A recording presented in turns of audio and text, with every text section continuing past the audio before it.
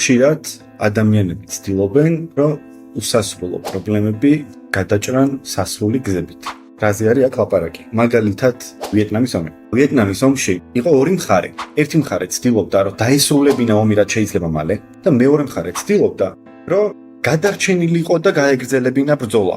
ანუ აქ იყო სასრული მიზანი, რომ რაღაც უნდა დაასრულო და აქ იყო ის, რომ გადარჩე. ანუ ის, ვინც ცდილობს, რომ რაღაც დაასრულოს, ვერასდროს ვერ მოუგებს იმას, ვისაც უნდა, რომ გადარჩეს და გააგრძელოს ბრძოლა. წარმატებაზე რაღაც კონკრეტულ სფეროში გვაქვს ლაპარაკი, თუნდაც ავიღოთ რაღაც ფიზიკური ფორმა.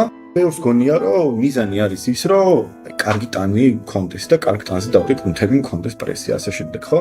რეალურად თუ მიხვედი მანდ და მე შეწყვიტე, მაშინ ყველაფერი წავა.